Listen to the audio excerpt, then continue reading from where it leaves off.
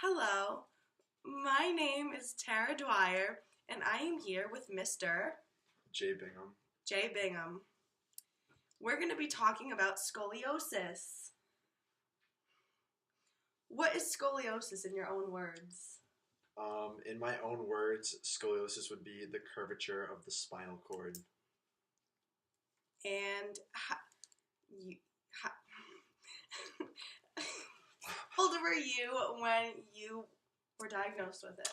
I was in 5th grade when I was pulled into the boys' locker room and was checked out by Mr. Butler, who then escorted me to the nurse to be escorted to the ER to be checked out for what turned out to be scoliosis.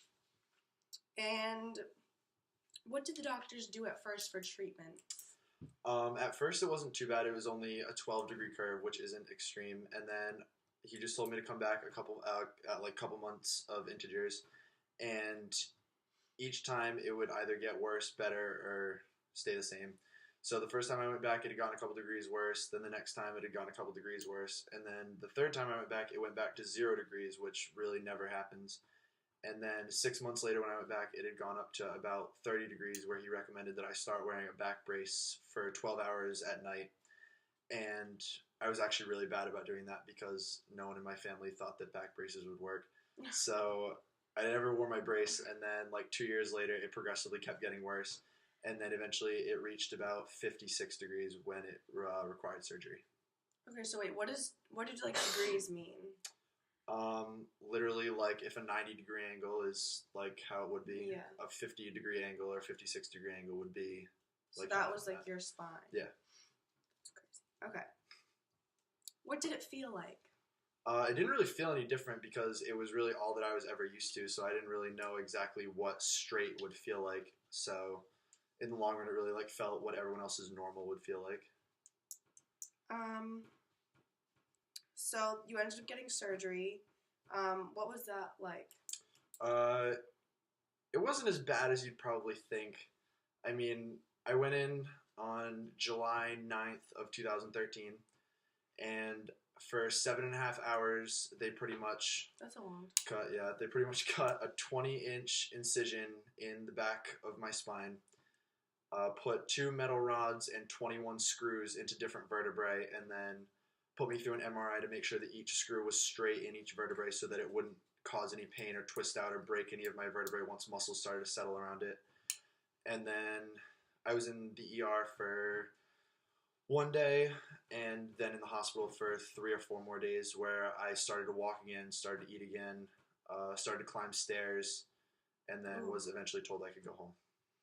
So that's been over a year. Can you shut that off, please? Okay. Anyway. Anyways, so that's been over a year. So what, do you have to do anything now to kind of take care of that? I mean, obviously don't do anything stupid. I mean, I talked to someone about 2 weeks before my surgery who played ultimate frisbee for UConn, and a month after his surgery dove for a frisbee and broke both rods in his back. So that was pretty much where I all right, don't go doing anything stupid for the first couple months. But for the first couple months, it was pretty much just take it easy. Walking was fine. Mm-hmm. Running kind of hurt. Swimming was just uncomfortable, but it wasn't anything too bad. And then by the time October rolled around, I kind of was able to go into the gym but not do anything twisting too hard. And then 6 months later in January, I could start swinging a bat again and everything, and pretty much everything was pretty comfortable. And now I can really only not go on trampolines for a long time. I can't have too much pressure pushing down or up on my spine, so I can't do squats or deadlifts or anything like that. Or I just can't do that heavy weight on it. I can only do a lot of repetitions, yeah. But besides that, it's pretty much it's fine. I can twist and rotate and do anything, and it doesn't really hurt. So you won't need another surgery or anything? Not unless I break one of those rods, which would be really hard to do at this point. Okay, well, let's not be doing that. The final question of the day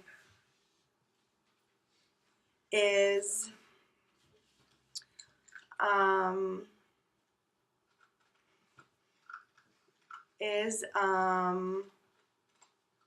What advice do you have to other people that have scoliosis?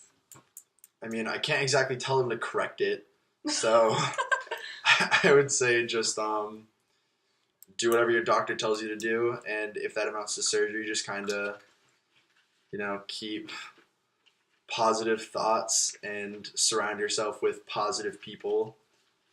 Good, that's good. And always make light of it afterwards. Like, for example, one of your classmates, Cody Beaner, makes a lot of spinal comments to me on a daily basis. So the key to that is really just kind of, stay positive, not let it get to you.